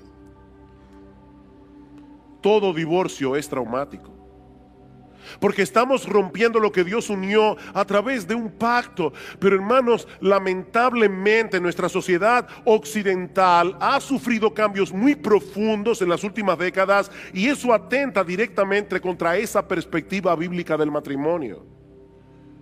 Hasta hace relativamente poco tiempo la gente solía pensar en el matrimonio como una unión contractual permanente, diseñada con el fin de proveer amor mutuo, procreación y protección, y que esa unión contractual imponía sobre los cónyuges obligaciones con respecto a Dios y con respecto a la sociedad. Ese era el concepto que la gente tenía antes del matrimonio. Pero desde hace unas décadas el matrimonio ha comenzado a ser percibido como un contrato sexual temporal, diseñado para la gratificación de las partes individuales. En otras palabras, lo que antes era una institución pública para el bien común, ahora es un arreglo privado para la satisfacción del individuo. Mientras esa relación me reporte beneficios, permanezco junto contigo. Cuando comience a ser un estorbo, lo damos por terminado y me busco otra relación.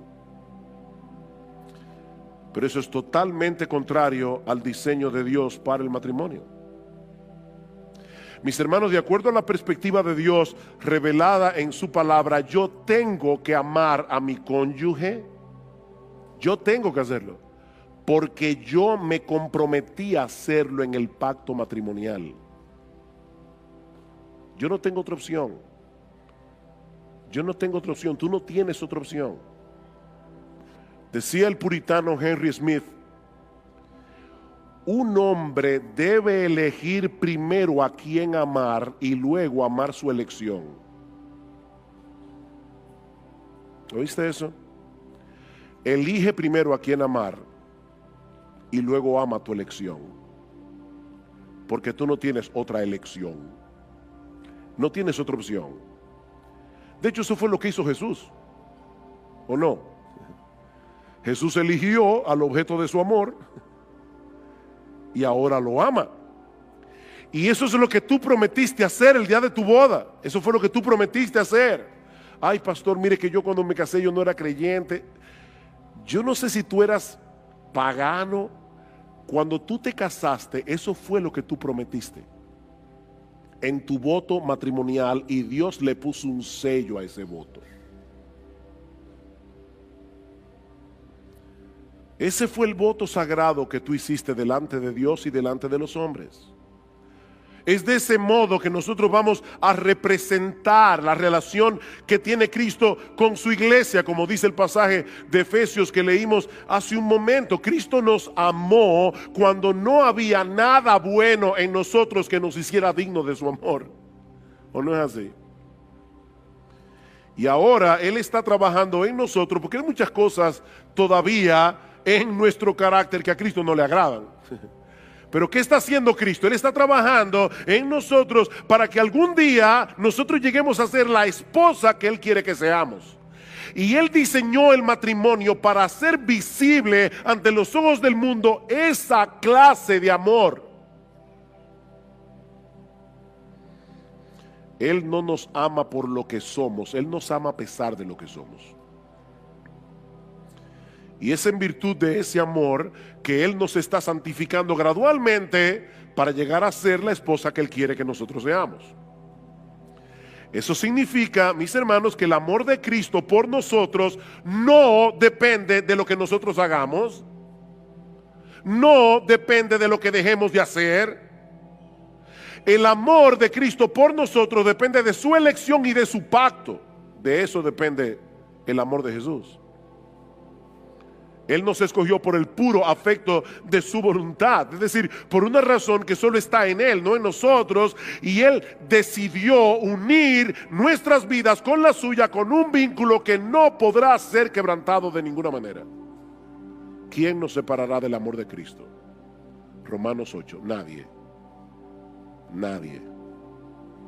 Y ahora Él manda a los esposos a que amen a sus esposas como Él ama a la suya. A veces las mujeres dicen, oye, a nosotros nos tocó la parte más dura, la sumisión. De verdad, hermanas, que a ustedes les tocó la parte más difícil. A nosotros nos tocó amar a nuestras esposas como Cristo amó a la iglesia. ¿Qué es más demandante? Ama a tu esposa como Cristo amó a la iglesia. Eso es lo que Pablo está diciendo en Efesios 5. Amen a sus esposas como yo amo a la mía, dice Jesús. En vez de estarse quejando de sus debilidades, en vez de estarse quejando de sus pecados y llenándose de amargura contra vuestras esposas, hagan todo lo que esté a vuestro alcance para ser agente de cambio en sus vidas.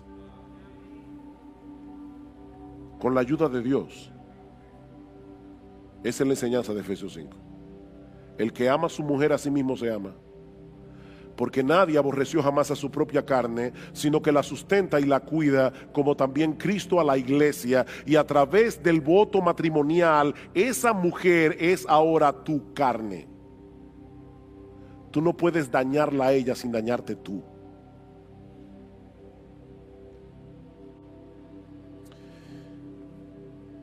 Yo les dije, hermanos, este pasaje, ¿verdad?, comienza con una pregunta sobre el divorcio. Pero de lo que habla Jesús es del matrimonio.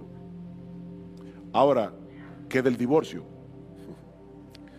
¿Quiere decir entonces que no existe ninguna razón legítima para que una pareja se divorcie? Eso nos lleva a nuestro tercer encabezado. Ya vimos la pregunta de los fariseos, luego la respuesta de Jesús. Veamos ahora en tercer lugar la pregunta de los discípulos. Versículo 10. Y ya en la casa, los discípulos volvieron a preguntarle sobre esto. Yo me imagino a los apóstoles diciendo, pero ven acá, a final de cuentas, Él no respondió a la pregunta. Ellos se quedaron dándole mente al asunto. Por lo menos no lo respondió directamente. Y yo supongo que Jesús no quiso responder, por lo menos por dos razones. Por un lado, porque no era una pregunta sincera, eso ya lo vimos hace un momento, esto fue una emboscada. Esto no era una pregunta sincera, ellos no tenían ningún interés de entender mejor las escrituras, ellos querían desacreditar a Jesús. Y el Señor decidió no responderles. Pero yo pensaba, estudiando ese texto esta semana, ¿y no será también que Cristo no quiso responder directamente porque Él quería dejar en la multitud una visión elevada del matrimonio? Recuerden que los fariseos no eran los únicos que estaban allí ese día. Si leen el versículo 1 otra vez, allí dice que Cristo estaba rodeado de multitudes. Ahí había mucha gente, muchísima gente. Y es muy probable que el Señor hubiera querido dejar en sus mentes la idea de que lo importante no es si existe alguna razón legítima para divorciarse. Lo importante es recordar que hay muchas razones para seguir casado.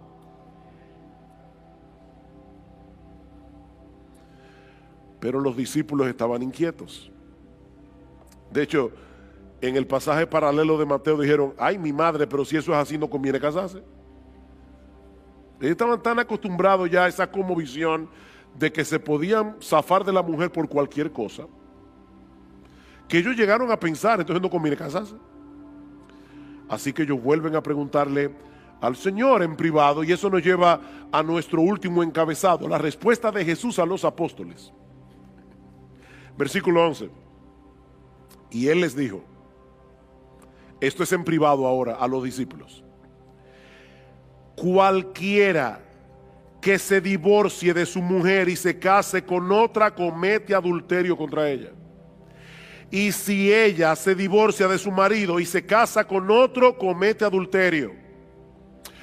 Ustedes ven, hermanos, por qué yo les decía que esto fue una trampa que los fariseos le pusieron a Jesús, no solamente por lo de Herodes Antipas. Ustedes imaginan que Jesús viniera a un programa de televisión con un alto rating de audiencia y que le hicieran esa pregunta frente a las cámaras y Cristo dijera en nuestra sociedad, cualquiera que se divorcia de su mujer por cualquier causa, porque esa fue la pregunta, y se casa con otra persona, ha adulterado? Esta sociedad está llena de adúlteros.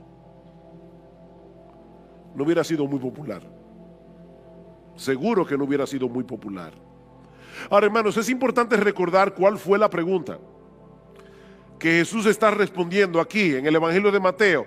¿Es lícito a un hombre divorciarse de su mujer por cualquier causa? La respuesta del Señor a los discípulos es: por supuesto que no. Por supuesto que no. No importa lo que las leyes humanas digan al respecto. Lo que Dios unió, el hombre no lo puede separar. Ese matrimonio se registró en la oficialía celestial y Dios no lo ha tachado. De manera que si un hombre se divorcia de su mujer por cualquier causa y se casa con otra, está cometiendo adulterio. Y lo mismo ocurre en el caso de una mujer que se divorcia de su marido y se casa con otro hombre. Están cometiendo adulterio porque a los ojos de Dios continuaban casados.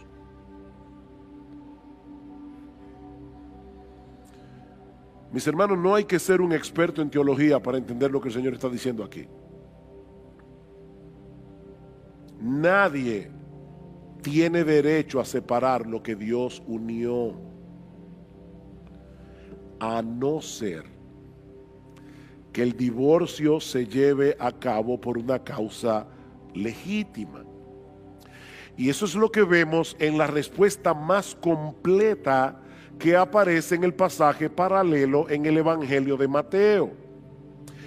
Mateo 19:9. Y yo os digo que cualquiera que se divorcie de su mujer, salvo por infidelidad, y se casa con otra, comete adulterio. La versión Reina Valera lo dice de esta manera: yo os digo que cualquiera que repudia a su mujer, salvo por causa de fornicación, la palabra allí es porneia e incluye una amplia gama de pecados sexuales, salvo por causa de fornicación y se casa con otra, adultera, y el que se casa con la repudiada, adultera. Es la misma enseñanza que encontramos en el Sermón del Monte, Mateo 5:31.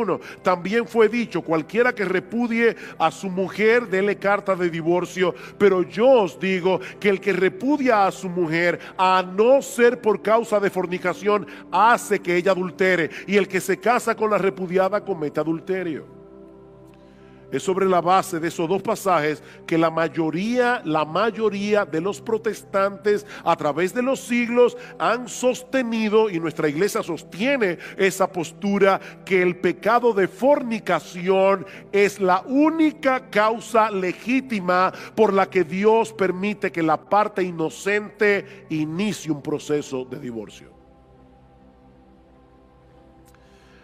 Ahora, noten, mis hermanos, lo que yo estoy diciendo y lo que no estoy diciendo.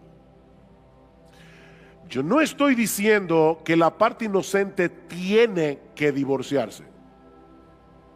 No, yo no he dicho eso. En el Evangelio hay lugar para el perdón y hay lugar para la restauración. Y siempre que sea posible, oigan lo que estoy diciendo, hermanos, porque a veces no es posible. Siempre que sea posible, es mejor tratar de recomponer un matrimonio que está dañado que disolverlo. Siempre que sea posible. Pero Dios sabe que a veces no es posible y por eso Dios permite a la parte inocente tomar la decisión de dar por terminada la relación, siempre y cuando sea por causa de infidelidad. Así como en el Antiguo Testamento el adulterio rompía el vínculo matrimonial porque el adúltero era apedreado, lo que Jesús está diciendo es que en el Nuevo Testamento se da permiso al cónyuge inocente a que se divorcie por esa causa. Eso es básicamente lo que el Señor nos enseña en estos dos textos del Evangelio de Mateo. Alguien dirá, pastor, ¿y qué de 1 Corintios 7? Yo no tengo tiempo para entrar en 1 Corintios 7, pero Pablo está tratando allí dos casos muy diferentes. En primer lugar, está tratando el caso de dos creyentes que porque la relación matrimonial está tan deteriorada, deciden separarse. Y Pablo dice, si a pesar de lo que ya el Señor dijo acerca del matrimonio, ustedes deciden separarse, no se pueden volver a casar. No se pueden, no tienen permiso de Dios para volverse a casar. Por supuesto, ahí Pablo no está tratando con el problema del adulterio. Si hubiera adulterio, habría que tratar ese caso independientemente. Pablo está diciendo dos personas que de repente, profesando ser creyentes, deciden separarse.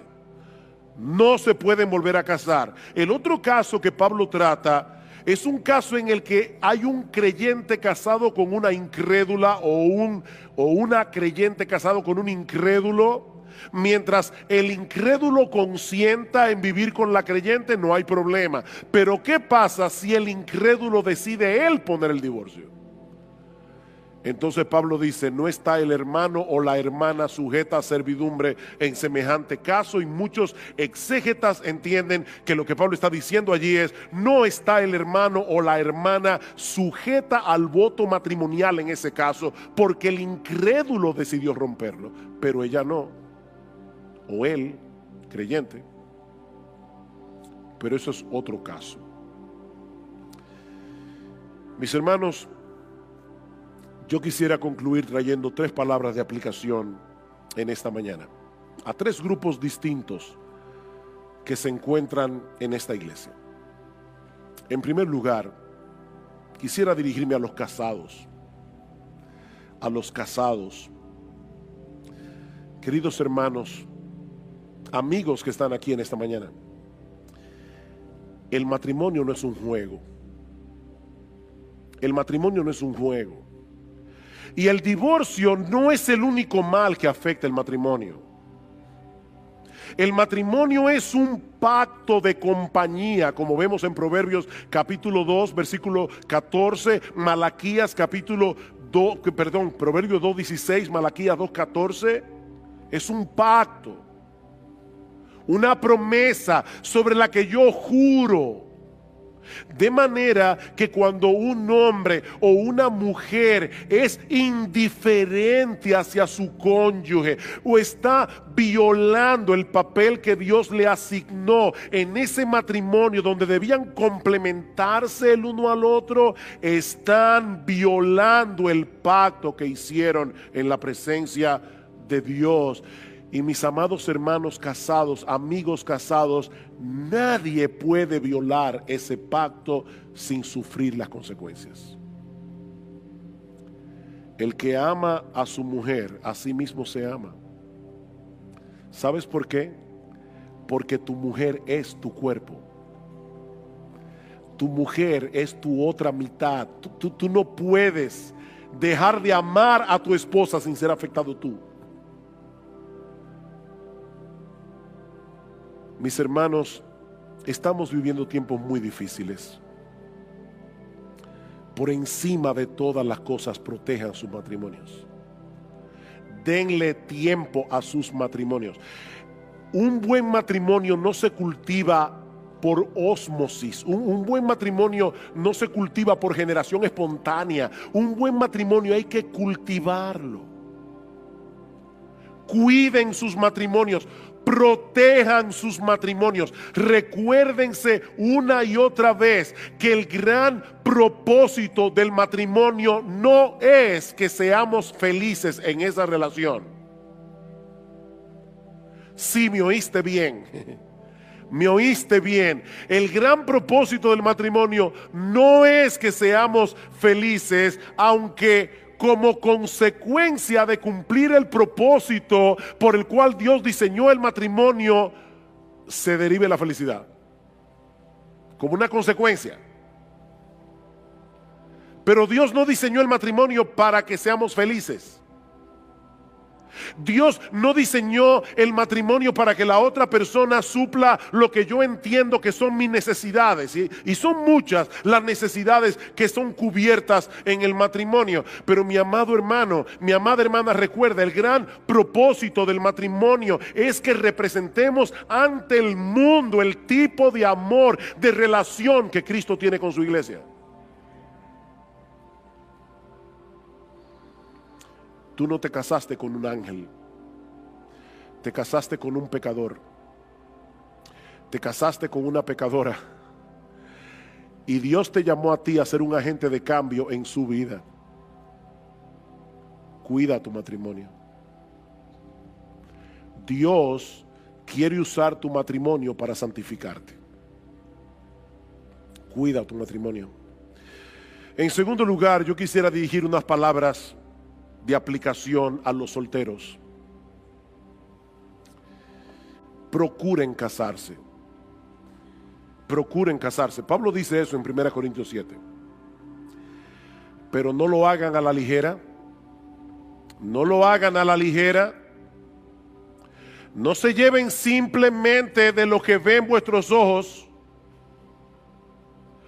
Proverbios capítulo 11, versículo 22 es muy claro. El Espíritu Santo inspiró al autor de Proverbios para escribir estas palabras.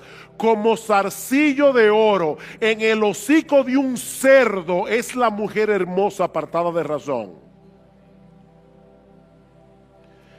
Si te casas por el zarcillo, créeme, los años van a pasar. El zarcillo se marchitará y te quedarás con el cerdo.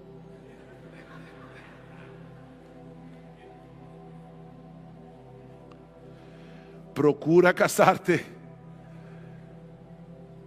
pero no lo hagas a la ligera. No lo hagas por razones equivocadas.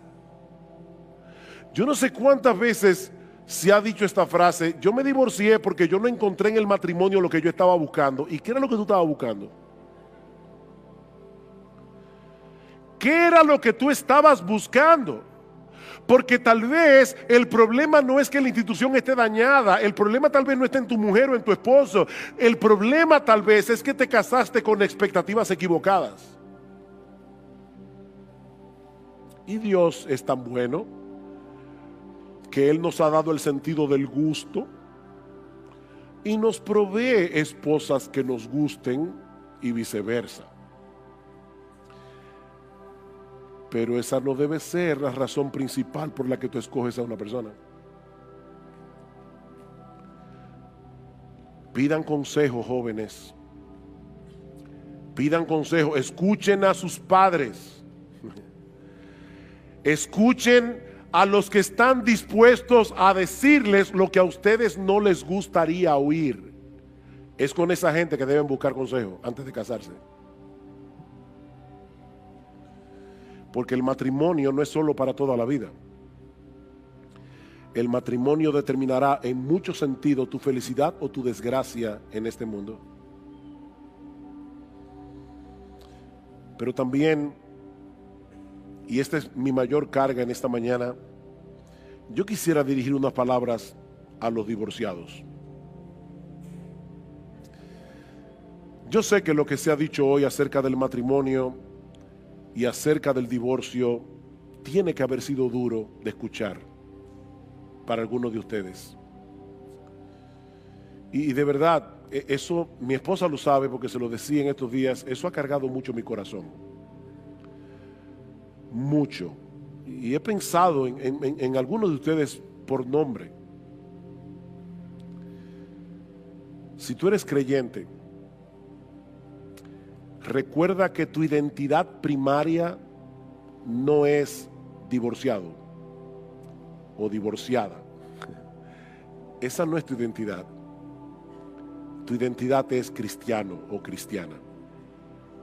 Cristiano o cristiana. La sangre de Cristo te perdonó de todo pecado. Y Dios te adoptó como su hijo, con todos los derechos, con todas las prerrogativas de un hijo, independientemente de cuál sea tu estado civil. Mis hermanos, la Biblia no dice que un divorcio injustificado sea un pecado imperdonable. La Biblia no dice que tú eres ciudadano de segunda categoría en el reino de Dios por ser divorciado o por ser divorciada. Si te has arrepentido de tus pecados, Dios te ha perdonado plenamente. Dios te ha perdonado plenamente. Y sí, nosotros sabemos que el divorcio tiene consecuencias que perduran, pero aún así debes saber que Dios ha prometido ser el sostén de sus hijos. Mi hermana divorciada, ahora Dios no solamente es tu padre, Dios es tu marido. Dios es tu marido. Aún de aquellos que han venido a Dios, a Cristo, habiendo pasado por esa terrible experiencia, Dios es su sostén. Recuerda, mi hermana, mi hermano, cuál es tu identidad. Tú estás en Cristo. Y estamos completos en Cristo. Estamos completos en Cristo. Y si tú estás aquí en esta mañana, el tiempo se me ha ido y aún no te has arrepentido de tus pecados, tú debes saber que en Cristo hay perdón para todo aquel que cree. Cristo vino a buscar y a salvar lo que se había perdido. Y ahora no estoy hablando únicamente a divorciados, porque el matrimonio no es lo único que el hombre ha dañado por su pecado. Cristo vino a redimir al hombre de todas las consecuencias que han venido sobre nosotros por causa de nuestra condición caída, independientemente de nuestro estado civil. Divorciarse injustificadamente no es el único pecado que un hombre puede cometer. Pero ¿sabes qué, mi amigo? En Cristo Jesús hay perdón